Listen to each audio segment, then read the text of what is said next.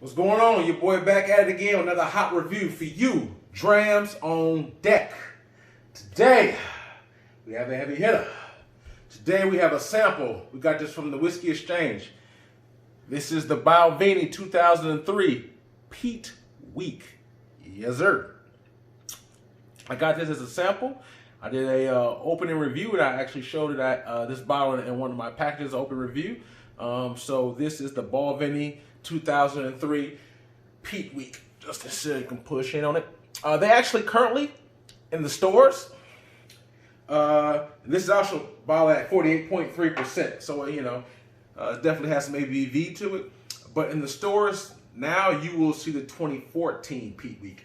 This is 2003. So I want to make that distinction. I haven't seen too many 2003s in the store. Very few, if any. But 2014 is what you would normally see nowadays.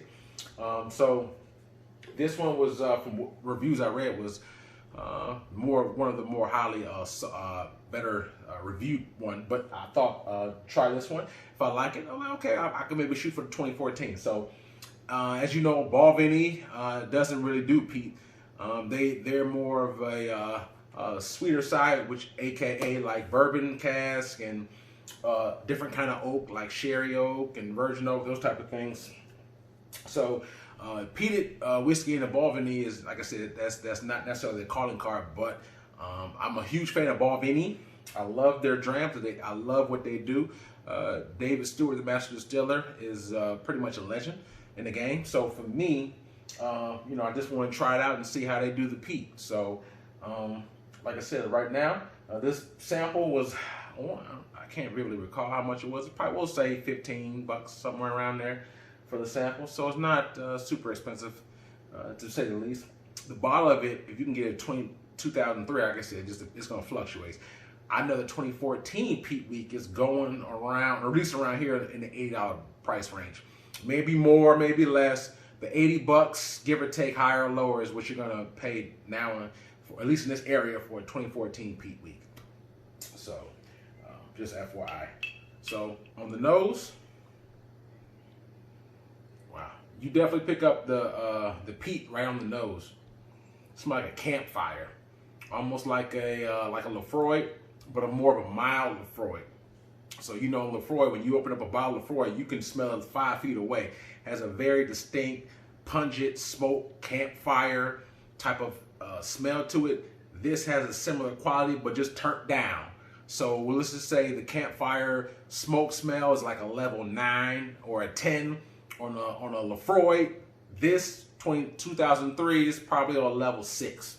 So it's not as turned up as far as pungent and being aggressive on the nose, but it's similar. Campfire smoke. That's all I'm picking up. Fade of oak in it, but pretty much campfire smoke. A little bit of oak. Not picking up much else on that. And you can see this glass is sweating. I like to put it in the freezer. But on the color profile, it is very, very light. Very light. So this leads me to believe it's pretty young. I don't know exactly how the age of it, but if I had to guess, I would say less than 10 years or less maybe. It is very, very light colored. It's not really dark at all. It's pretty light, almost like maybe of a apple juice consistency type of color wise. So very light on the color, but like I said, you know it's peat. You definitely pick that up. But it's very approachable. It's not a offensive type of. To me, sometimes Lefroy, when you know it's Lefroy, if you're not used to it, it's very aggressive on the smoke. So this one is more approachable, more mild, but it's still prevalent. That being said, let's go in on this palate.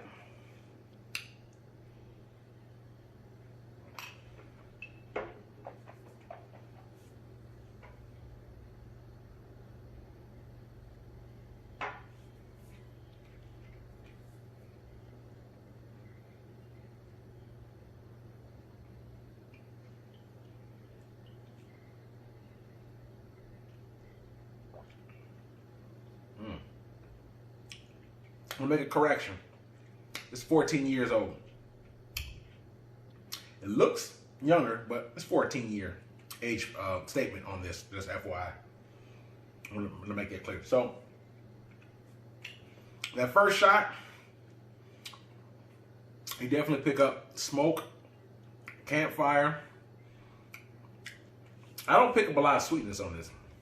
I guess if I had to guess beforehand, I was under the impression it was going to be half sweet, half peat. This is mostly peat, but it's a mild peat, not aggressive though. But sweetness, not picking it up at all. Straight smoke, oak. Let me take another sip. That was my first. Let me take another sip.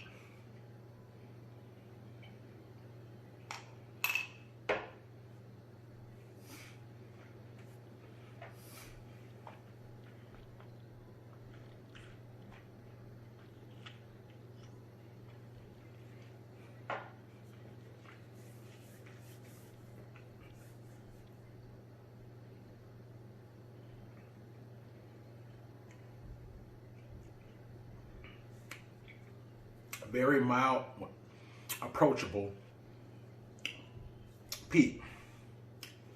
Like I said, ashes, campfire, smoke, oak, or maybe just a very, very small fade hint of ginger. When you go in, smoke is prevalent on the mid palate and on the finish. But like I said, it's approachable. So in my opinion, if you wanted to wean someone on a peat, I would go half and half, like half sweet, half peat. There are whiskeys that's half and half, several of them. Highland Park is probably my favorite. The Hakushu 12, which is the peated brother of the Yamasaki 12, is another one that I love. That's half, kind of half and half sweet peat. This one right here is full peat, but it's a very approachable peat though. My opinion is, it's not on the level of an Ardenberg or a Lefroy or even maybe a Beaumont. It's not smoky quite on that level, but it's a more of a milder 100% smoke. That's what it is. It's a milder version of that. So if you want a peated whiskey, but you don't want it to be flagrant, just choking you, or just like, come here, give me it. If you don't want, if you like that, like smoke, but just not super aggressive, I think this is a good option.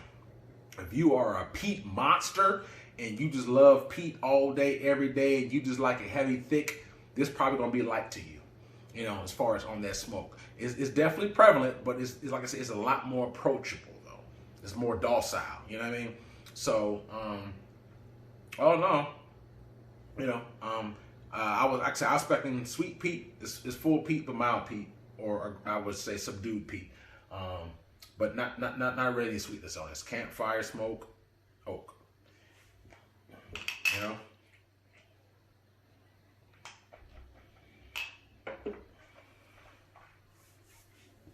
So for price, it was a sample, so it was a good price. $80. I mean, I do like smoke. I do like peat, but I prefer the sweet over the peat, or half and half. But like I said, I can do this too. Anybody who's a cigar smoker, they will fall in love with this all day long. That being said, for me, 1 to 10, 10 being the best, I give this a solid 7.5.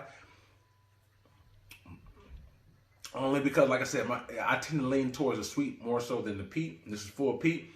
But, I mean, for a peat monster, they could probably give this a higher point. I think 7.5 solid, just only based on my taste preference. That's the reason why I give it that.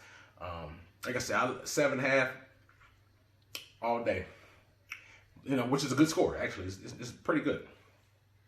Like I said, I definitely like this. Would I buy a bottle of this? Like I said, it's all according to preference.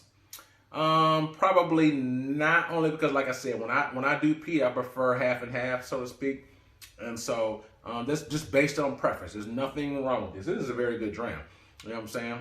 I'm a peat guy. I like peat. I wouldn't say I'm in love with it, but I do like it. People who are in love with it would definitely probably give it a maybe even higher score. So it's just a matter of preference. Good dram. Like I said, campfire, smoke, oak. That's what you pick up. 14-year Balvenie 2003 version of this.